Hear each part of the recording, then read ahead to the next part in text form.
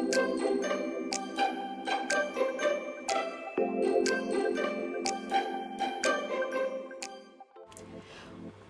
a tots i a totes, com esteu?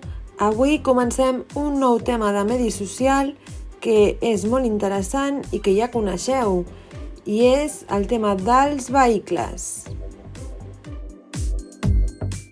Molt bé, com ja sabeu, nosaltres, les persones, utilitzem els vehicles per moure'ns i per desplaçar-nos. Com per exemple, utilitzem els vaixells, també utilitzem avions o, per exemple, utilitzem molt, que podem utilitzar-los tant grans com petits, les bicicletes. Molt bé, ara parlarem de per on poden circular els vehicles. Mireu, els vehicles poden circular per l'aigua, per exemple, com un vaixell. També els vehicles poden circular per l'aire, com els avions o els helicòpters. I per últim, poden circular per la terra, com els cotxes, els camions, les bicicletes, etc. També parlarem dels mitjans de transport. Els mitjans de transport són els mitjans que utilitzem nosaltres, les persones, i poden ser utilitzats per transportar passatgers, com per exemple un tren, un cotxe, o poden utilitzar-se per transportar mercaderies, és a dir, aliments, roba, fruita i moltes altres coses. Després, què passa? Que aquests vehicles poden transportar a una, dues o tres persones, per tant seran vehicles individuals, com per exemple un cotxe, una bicicleta, etc. O poden transportar a moltes persones, com aquí en el dibuix, que hi ha moltes persones. I això se li diu vehicles col·lectius, perquè transporten a molts passatgers, per exemple un tramvia, un autobús, el metro.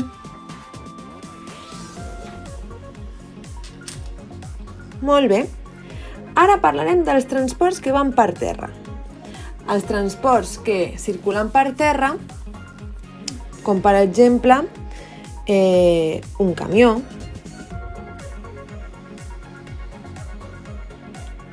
o també, per exemple, un tren.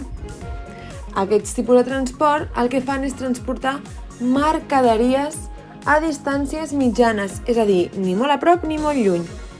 I porten, doncs, com hem dit abans, aliments, roba i coses que es necessiten per poder treballar a les fàbriques o diferents llocs. I després tenim els transports que van per aigua. Com hem dit, per exemple, els vaixells. En aquest cas, els vaixells transporten mercaderies que pesen molt i les porten a llocs llunyans, perquè com pesen tant, les hem de portar en un vaixell d'aquests tan grans que veiem a vegades al port de Barcelona, sí? Però també poden ser vaixells com per anar de vacances, que també segur que algú de vosaltres alguna vegada ha anat en un vaixell de vacances. I per últim, tenim els transports que van per l'aire, com els avions o els helicòpters. Utilitzem, per exemple, els avions també per transportar, com hem dit, mercaderies, però que són urgents, perquè com els avions van tan ràpid, doncs l'utilitzen. I utilitzem també els helicòpters per rescatar les persones quan hi ha algun accident, que alguna persona ha caigut al mar o en una muntanya o s'ha perdut, doncs els helicòpters s'utilitzen per rescatar les persones. Sí?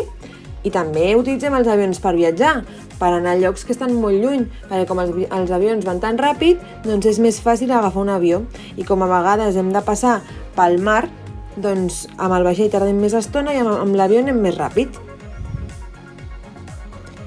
Molt bé, doncs ja ho tindríem tot. Fem aquí un petit repàs. Hem parlat dels vehicles, hem dit alguns exemples com vaixell i avió, Després hem dit que poden circular per aigua, per aire o per terra i que els mitjans de transport poden ser per passatgers, és a dir, per persones o per mercaderies. Després hem dit que poden ser individuals, és a dir, poques persones, o col·lectius per portar moltes persones, com per exemple un tramvia. Després hem parlat dels transports segons per on es desplacen, és a dir, per terra, per distàncies mitjanes. Després hem parlat dels que van per aigua, per mercaderies més llunyanes i que pesen més. I després hem parlat dels que van per l'aire, per mercaderies que són més urgents. Sí? Superbé! Doncs espero que us hagi agradat i ara ja podeu fer les activitats. Molt bé, avui per les activitats de medi social farem com sempre, anem a llibreria, el llibre de medi social, l'obrim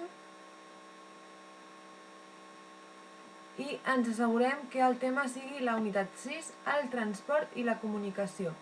Obrim la capseta blava i anem al TIC com sempre. I les activitats que hem de fer són l'aeroport, els transports públics i l'estació de tren, que va una mica relacionada amb tot el que s'ha parlat al vídeo. I res, com sempre, tanquem a la creu, després donem aquí a l'esquerra els llibres. Si volem seguir fent activitats, sincronitzem donant-li aquí, i si volem tancar directament perquè no ho farem res més, doncs a la porta. I un cop li hem donat a la porta ja podem sortir a la creu. Moltes gràcies!